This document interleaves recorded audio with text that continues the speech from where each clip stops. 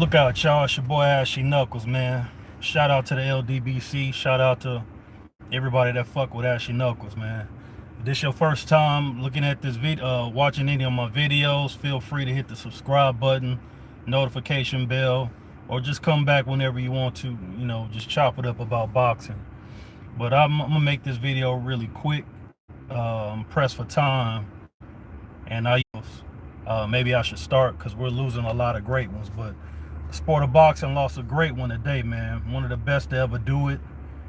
One of the slickest, most defensive, but at the same time offensive fighters ever in the history of the sport. And we're talking about Pernell Sweet Pea Whitaker. Hell, you might as well call him Pernell 7-Eleven Whitaker for the amount of times he's been robbed in his career. I mean, all you Mayweather fans, all you Zab Judah fans, you want to know what a great fighter looked like before those guys' time. It was Pernell Whitaker, because his defense was second to none, and he didn't have to always block with his hands and move out of. I mean, block with his hands just to not get hit. The dude was the most evasive guy probably we ever seen in the history of the sport. I mean, if there was ever someone you could say that was a natural at dodging big punches and getting his offensive game plan going and making his opponent look silly, it was Pernell Whitaker. And it's not like the dude was moved like very carefully. I mean, he got thrown in with the wolves fairly early. I mean, he fought Roger Mayweather. He had 11 fights when he fought Roger Mayweather. Roger Mayweather was already a former world champion, and he didn't give a damn about this young charge coming up, stepping up to the plate to fight somebody with his experience. And he wasn't barring Pernell Whitaker whatsoever, and Pernell Whitaker beat his ass in a performance. And it ain't like that version of Roger Mayweather was a shot version. Roger Mayweather went on to go up in weight and win another world title. He was the Black Mamba before Kobe Bryant. There was Floyd's uncle, Roger Mayweather, who was known for that deadly ass right hand of his. So, Pernell Whitaker, like I said before, the reason why I say guys who were Zab Judah fans, because when Zab Judah was young, before he was even a world champion, he was being billed as sweet as Pernell Whitaker with the punch. Because we all know Pernell Whitaker didn't have that one punch knockout power. He had good power when he sat down on his punches, but his MO wasn't to, stretch guys. He was in there to beat on your ass as long as you want to stand there and make you look bad in doing so. And that's what he did. And for Floyd fans who want to know what defense looks like outside of the Mayweather defense, go and do yourself a favor and get on YouTube and look up some of Pernell Whitaker's fights. And you'll see exactly what defense looks like. I mean, this guy, he could do it all. He had the fast hands. He was a southpaw fighter. He was elusive, evasive. The dude wasn't a runner. He stayed in front of you. It was basically more side-to-side movements, unless he was trying to avoid your big shots. He would duck and dodge and do all these subtle, fluid movements to escape your punches. And it looked like he was just being silly in there, but it was working. These guys could not find him with big shots. And Pernell Whitaker threw great combinations. I don't know if I ever seen two of the same combinations that he threw. He didn't get a whole lot of credit for being the great body puncher that he was.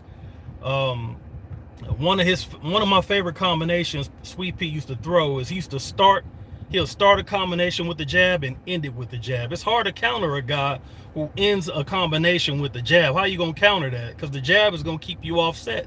So he popped that jab right back in your face after hitting you with a cold ass combination. This guy was fucking awesome, man. But he was his career, even though he was a 4-division world champion, he was plagued with robberies. He would fight for a world title against Jose Luis Ramirez in a fight that was one-sided, and he would get robbed in that particular fight. They were trying to set up the eventual match with Jose Luis Ramirez, and the pound for pound best fighter in the world at that time, which was Julio Cesar Chavez. But Jose Luis Ramirez ain't like he was just a bad fighter. He was tough, gritty, southpaw. He came forward. He wasn't the easiest guy to miss. I mean, you can hit him with anything. He was pretty tough though. But every time he stepped up in competition, he lost. He lost most of his biggest fights. I mean, he lost to Arguello, he lost to Camacho, he lost to Chavez. But even though that was a good fight, he lost on the head. But my personal favorite of all time, excluding Ali, Pernell, low key, the pound for pound great. I feel you, Ross Clot. I feel you. And like you said, Ramirez is a Hall of Fame fighter. Hell, the record says it all, right? He fought a lot of great fighters. And like I said, he came up short a lot of times against a lot of the great fighters of his time. And except when he fought Chapo, him and Chapo gave us some great fights. Chapo being Elwin Rosario. And Elwin Rosario, I mean, shit, he was whooping his ass up until the point he was trying too hard to knock the dude out and got stretched. And that's how Ramirez won his world title, by knocking out Chapo. I think that was in like a third round KO, in a great fight. You may be able to see that on YouTube if you do a search for it. But eventually Pernell Whitaker would get another shot at Jose Luis Ramirez. And mind you, and I believe if I recall correctly, in that first fight with Ramirez, he beat him easily, and he hurt his hand in that fight. So a lot of that fight, he was just using ring generalship, ring savvy, that awesome jab of his and his elusive movements. But he couldn't miss. I mean, they hit him with anything he wanted to throw. But in the second fight, it was like a picture perfect fight that was won by Pernell Whitaker. And he would eventually go ahead and fight Juan Nazario, and stretched him in the first round, and he became an undisputed lightweight champion. The first undisputed lightweight champion since the great Roberto Duran. And like I said before, I mean, he would defend the undisputed lightweight championship a couple of times before moving up in weight.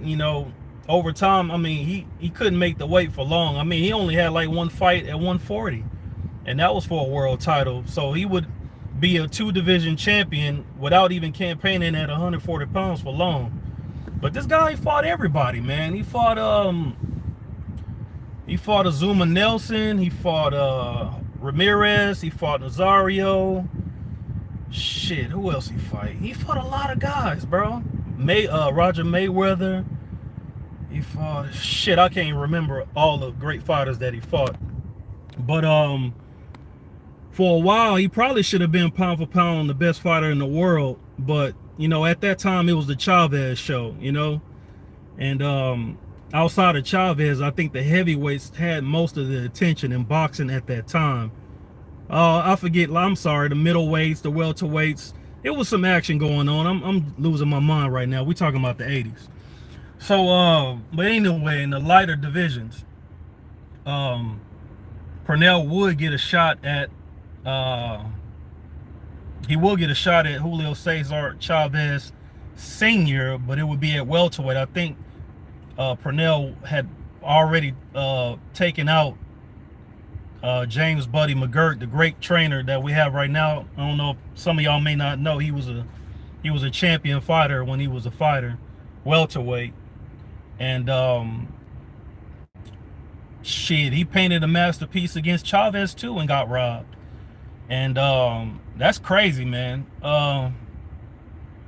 Shit, I can't really recall a time where Pernell Whitaker ever took a real beating in the ring. You know what I'm saying?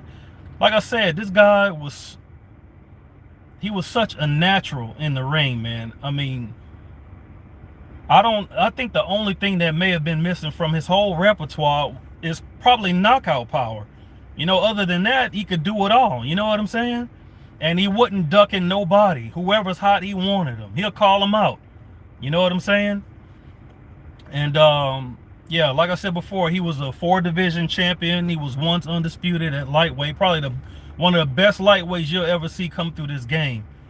Arguably the best, but you know that's kind of hard because we had a lot of great lightweight champions in the history of the sport, like Roberto Duran, for instance. Salute Sheldon Holmes. What's going on, bro? Just trying to drop this quick video on one of the greats. Shit, boxing lost a real legend, man, and it's unfortunate, honestly. But I really don't know the story on you know, him being struck by a car. I really don't know the story behind it. It caught me off guard, man. I was out there working and shit, and when I came back to where my computer was, you know, I started looking and checking messages, checking on Twitter, and that's how I found out that we lost Pete. Christopher Harker, what's going on? He says, good to see you posting more videos recently. Yeah, bro. We gonna give it one more chance, one more try, bro. You know how I do. I'll be saying I'm gonna do them, and then next thing you know, I'll be gone for about 1.5 years tripping. And I lost my monetization from YouTube because of it. YouTube said, fuck Ashy Knuckles.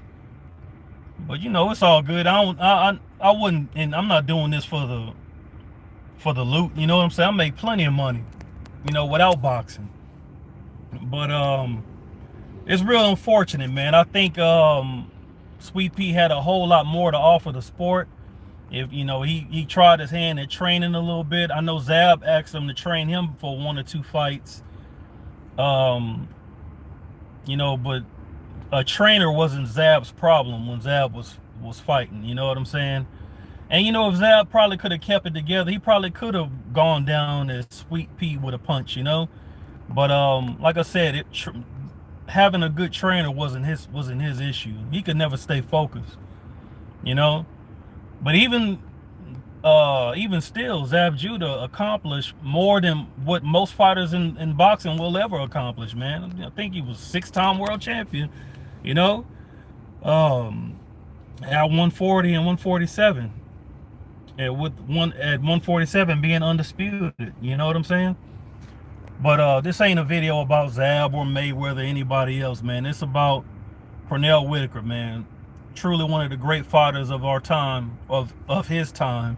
You know, a lot of the guys that's on YouTube right now watching videos and stuff like that are fairly young. But that's why I implore you, if you really want to know about the greats of boxing, here's one you can definitely do a search on and check him out. You know, for a guy that was defensive, you did not have to ask Sweet Pea to move his hands. You know, he was letting them rip. You know what I'm saying? He just did not have, oh, they got you too? He didn't have that one-punch knockout power, but when he sat down on his shots, man, he made them boys feel it. Hell, ask Diabeles Hurtado. I don't know who fucked him up, worse him or Costa Zoo. You know what I'm saying? And even the guys that weren't world champions that he fought some tough guys. Peace to you, Bonton South D-Town. Is that D-Town for Dallas or Detroit? Shout out to you either way, you know what I'm saying? What was I saying? Yeah, like Rafael Pineda, that dude was a tough ass veteran, man. And even at an old age, he was still giving guys some tough fights. Dallas, D-Town in the motherfucking house. I got a lot of family in D-Town. Shout out to the whole D-Town. But all my family in Dallas are in Oak Cliff. But shout out to that north side too. East, west, whatever. D-Town's off the chain. But shit, a lot of how I be moving around in my city, man. Well, I got, you know, I've been all over. I got people all over. You know what I'm saying? North, south, east, west. So when I move around, I'll be blinging like a motherfucker. I don't do that shit when I go to the D. You gonna respect them boys. They'll cut your goddamn fingers off of them diamonds, boy.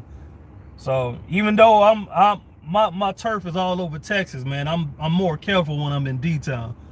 You know, but shout out to Dallas. I used to live in Dallas. Actually, I used to live in Arlington. Like when I was in third grade, fourth grade, I went to Swift. Swift Elementary. I don't know. Maybe it's still there. Maybe it ain't. I don't know. But yeah, man. But Pernell Whitaker though, man, fought Rafael Pineda, fought Wilfredo Rivera, who was tough. I mean, it almost seemed like you couldn't knock that motherfucker out. It ain't like you couldn't hit him, but he had a damn good chin, man. I think Shane Mosley got credit because Shane Mosley stopped him in the 10th round when he jumped up to welterweight from lightweight. Shit, I guess you could say Pernell Whitaker did the same shit because he only fought at 140 pounds one time, you know? So, but that was for a world title, which he won. I think that was against Pineda, as a matter of fact. But he fought Wilfredo Rivera. Yeah, I can believe that. Ross Clark said George Benton. I can't even bring that shit back up. I think he said he trained a lot of great fighters, but Pernell Whitaker was his masterpiece. You know what? That shit need to go down in Hall of Fame, man. Just that statement, that quote, put it on a painting, put it somewhere in his memorabilia in the Hall of Fame, so people can remember him by that shit, man. I met you at the LDB. Oh, okay. Bet, bro. Shit, I met so many people on that weekend at that weekend, bro. You gotta forgive me if I can't place the face to you, bro. I am over 40, so I don't remember a lot of shit. But all I know, that was a pretty good event, man. That was real good seeing all the brothers come out, chilling out, chopping it up, you know, just on some positive shit, man. Because all you hear about the LDBC online is negative, man. Boys be hating like a motherfucker, man. I don't like that shit. I don't like that shit, man. But anyway, man, he had some fights with Rivera. The first fight wasn't the best fight, wasn't the best outing. But you know how he do. If you give Pernell Whitaker 2 fights, the second one you getting your ass obliterated. But he also fought Oscar De La Hoya in a robbery. Shit, he painted De La Hoya with the jab. That was probably the significant punch of the whole fight, was the jab. The jab did everything against De La Hoya, and he made De La Hoya look so silly. Because now, don't get it twisted. Hoya, at that time, De La Spatula, shit, Oscar could fight, boy. Don't get it twisted. Oscar had some fucking hands. So by the mere premise of making Oscar look that goddamn silly, speaks volumes to the type of fighter that Pernell Whitaker was. Because they ain't like Oscar went in there looking to lose. Oscar fought. He fought his ass off. He just couldn't find the guy. You know what I'm saying? And that was one of the robberies that he had to succumb to. I mean, all the dude did is get robbed. He got robbed with Ramirez, Chavez, De La Hoya. Shit, I think the only real fight he lost was Trinidad. I think he got injured in that. I don't even know if they went the whole distance. It may have went the distance. No, the fight with Barroquez, Carlos Barroquez. I think he got injured. I think he threw out his rotator cuff, and that's why he lost that fight via TKO, if I'm not mistaken. It's been a minute. And I think the Sweet Pea fight went the distance, but that's probably the only fight where Trinidad beat Whitaker. It ain't like he fucked him up or beat his ass bad, but he won. He was hitting Pernell. He was hitting him, but he wasn't, you know, that was a time where Trinidad was stamping motherfuckers out. Trinidad was a fucking wrecking ball at that time. Damn, the comments be coming and going, bro. I'm not even being able to see it. There it is. Trinidad officially, Whitaker lost and still went 12. That's what I thought. That was the only fight that Whitaker really lost. You know what I'm saying? And but like I said, that was against a surging Tito. And mind you, when Tito was hot, Tito was going after motherfuckers while they were hot. You know, him and De La Hoya fought a lot of the same guys, but Tito was whooping them first. Like, I think he gave Yoribor Campus his first loss. And if y'all haven't seen that fight, check that shit out. Probably one of the most devastating KOs you ever gonna see. One of the best place hooks you'll ever see. He knocked Obakar dead. He beat the brakes off of Vargas. All these guys De La Hoya fought too. But Trinidad whooped their ass first. You know what I'm saying? He went after guys when they were hot. Beat the fuck out of William Joppy. I don't think that was the first loss on Joppy record. I think Joppy got robbed earlier in his career before he won the world title. He absolutely I'm talking about Trinidad. This ain't even fucking about Trinidad, bro. I was about to talk about how Trinidad fucked over David Reed and ruined his fucking career, basically. Because after that, he was shipwrecked. So I'm just trying to give y'all a quick, brief reminder of how good Trinidad was at that time. And credit to Sweet Pea for getting in the ring with them, because outside of that fight with Trinidad, Pernell Whitaker only had one fight at super welterweight, which was for a title that he won against Julio Cesar Vasquez, if I'm not mistaken, for the WBC title. And like I said, man, boxing, we truly gonna miss Pernell Sweet Pea Whitaker. Shout out from Ashley Knuckles, man, to the Whitaker family. And man, bro, this one gonna be hard to swallow. And we keep losing our legends, man. We keep losing our legends, bro. But he was truly one of the best. Pernell won every round in that 154-pound. Of course, man. I mean, hell, that's like saying I'm a black man. You know what I'm saying? Pernell was whooping motherfuckers. Seemed like it was easy as fuck. You know what I'm saying? Like I said, this dude was a natural, bro. He did things in the ring that trainers can't fucking teach. That's the shit. You know, trainers can teach you your fundamentals, and they can teach you some intangibles too. The things that, you know, you're not gonna get in the gym these days with these trainers right now. I mean, you may catch some guys in the gym that got gray hair. You may get some gems off of them. But the stuff Pernell Whitaker did, the way he would duck up under those punches, and the dude, he had no fucking fear, man. And he went against the punchers. He went against the boxers. He went against the brawlers. And he didn't run from them, man. The only time he moved away from these guys is when he was ducking and dodging and getting the fuck out of the way of big shots, making guys look silly as fuck. You know? So, salute to you too, bro. I'm about to get out of here too, man. I'm sure it was a whole lot more I wanted to say in this video that I can't recall right now about his career. You'll probably get it from some of the other guys. Some of the OGs of the boxing community will probably bring it out. But man, this guy was a truly special fighter. He will be missed, and we'll never see another one like him. So rest in peace to Sweet Pea, Pernell Whitaker, one of the best to ever do it. 4-division world champion, one of the best lightweights you'll ever see in the history of the sport, one of the best fighters you'll ever see in the sport of boxing. And you know, even though there was a time he was pound for pound the best fighter in the world, there was a time he should have been pound for pound the best fighter, and it was still Chavez who held it. But we already know it should have been Whitaker. And Chavez was a beast too. I mean, that motherfucker was just mowing through motherfuckers. So don't get it twisted. You know, he was an ape too in that ring. It's just when he got in the ring with that boy, he got mopped. You know what I'm saying? And they robbed Whitaker. But at least they didn't give Chavez the victory. I think it was just a draw. You know what I'm saying? If I'm not mistaken. Like I said, man, my memory be messing over me sometimes. Yeah, I think it was a draw. But even still, that was too much of a robbery. But let me go and bring this video to a closing, man. And shout out to anybody that fuck with Ashley Knuckles, man. I'm going to holler at y'all boys, man. Peace.